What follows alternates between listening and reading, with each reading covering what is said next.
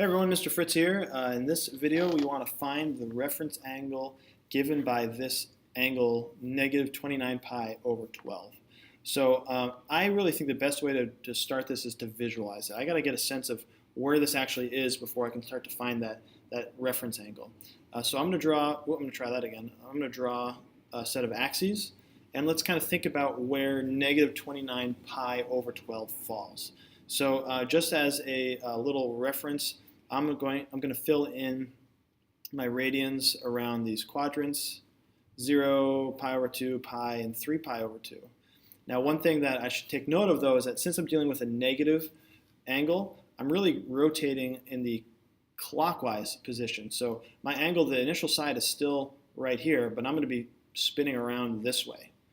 So maybe what might be helpful is actually come up with these negative benchmarks. So this is the same thing over here as negative pi over 2, and negative pi, and negative 3 pi over 2, and negative 2 pi, and so on and so on. I think what will be even more helpful still is, since I'm dealing with a denominator of 12, let's rewrite my benchmarks with common denominators. So I'm going to get rid of all of these things that I've just written down so neatly, and I'm going to go backwards in a negative rotation in increments of 6 pi over 12. So since that is half of a pi, this is going to be a rotation of negative 6 pi over 12.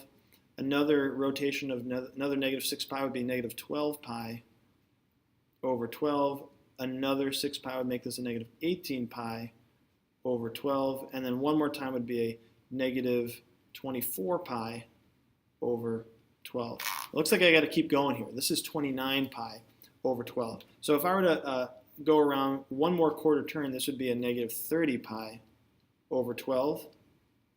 And I can kind of see at this point that negative 29 pi is going to fall between this negative 24 pi over 12 and this negative 30 pi over 12.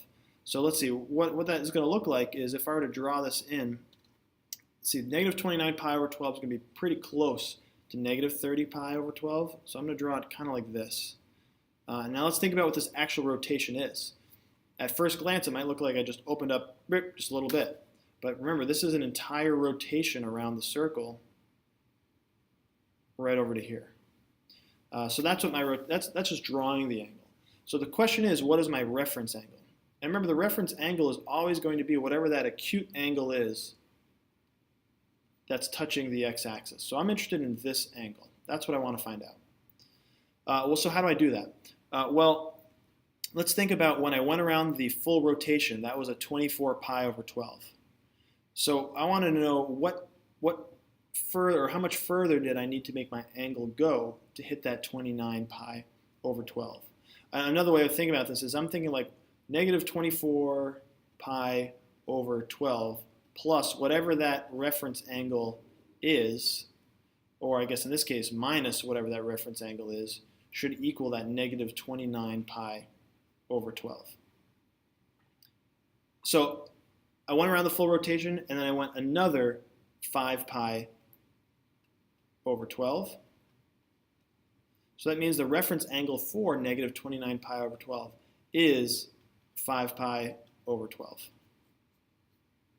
Now, is there a better way to do this? Is there a more algebraic method, or a way that's a little bit more algorithmic than just kind of visualizing and all this? And the answer is yes, I can do this another way.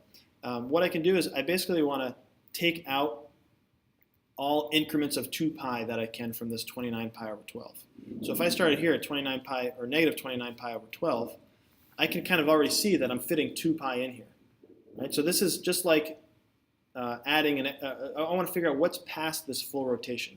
Let's get rid of all the full rotations because they don't really contribute to my reference angle. They just kind of spin in a circle and don't really change where I land. So what I'm going to do here is I'm going to first off just get rid of the 24 pi over 12 and say, well, this is the same thing as negative 5 pi over 12. What I've done is I've kind of added a 2 pi to this number, so that I'm kind of getting rid of any excess rotation. So now I'm right here. Well, if I think about just the angle negative 5 pi over 12, that is right here, negative 5 pi over 12. It's less than negative 6 pi over 12.